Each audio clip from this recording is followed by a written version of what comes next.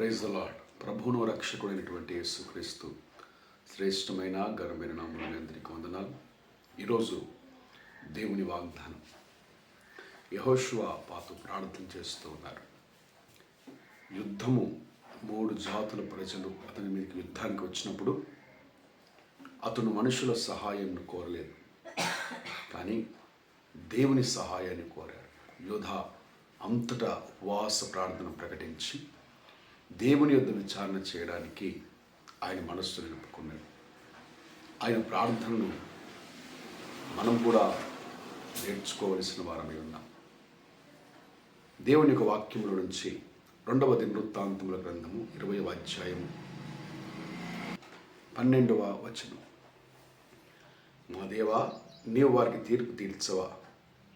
మా మీదికి వచ్చు ఈ గొప్ప సైన్యముతో యుద్ధము చేయుటకు మాకు శక్తి సాలదు, ఏమి చేయుటకు మాకు తోచదు, నీవే మాకు దిక్కు అని ప్రార్థన చేసే దైవజనాంగమా, యెహోషాపాతు యుద్ధం పైకి వచ్చినప్పుడు మనుషుల సహాయమును అతను కోరలేదు, రాజుల సహాయమును ఆయన కోరలేదు, లేక తనకున్న బలాన్ని బట్టి నేను యుద్ధానికి వెళతాను, నాకున్న సైన్యాన్ని బట్టి నేను యుద్ధంలో గెలుస్తానని ఈ యొక్క సైన్యము యొక్క బలం మీద, ఆయుధముల యొక్క బలం మీద ఆధారపడలేదు. కానీ దేవా, నీవే మా దిక్కు, నీవే మా దిక్కు అని ప్రార్థన చేసి ఉన్నాను.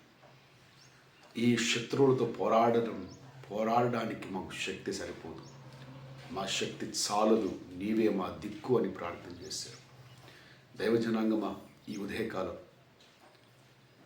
మన దిక్కు ఆయనే.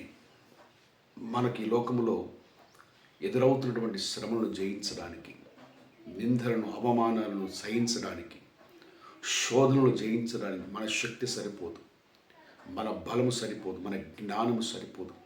అయితే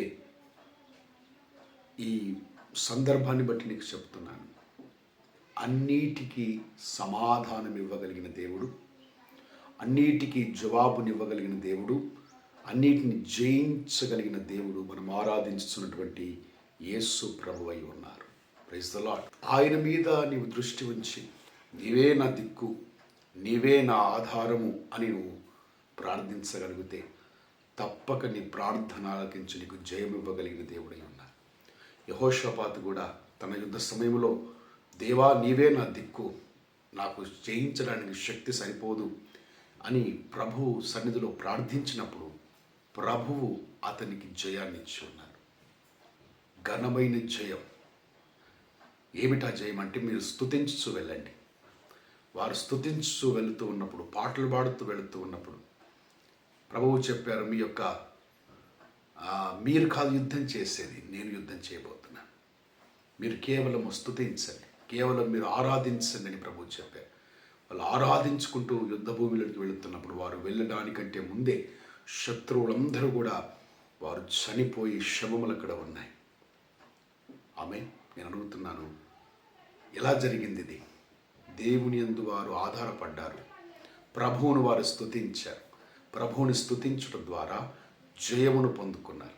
ఉదయకాలం నువ్వు శ్రమల్లో ప్రభువుని స్తుతించు, నీ ఇబ్బందుల్లో ప్రభువుని స్తుతించు, నీ వేదనలో ప్రభువుని స్తుతించు. ఆ స్తుతి నీకు జయంగా మార్చబడుతుంది. ఆ స్తుతి నీకు విజయంగా దేవుడు సమకూర్చుతాడు. ఇటు మాటలు దేవుడు దీవించి ఆశీర్వదించును గాక. ఆమేన్.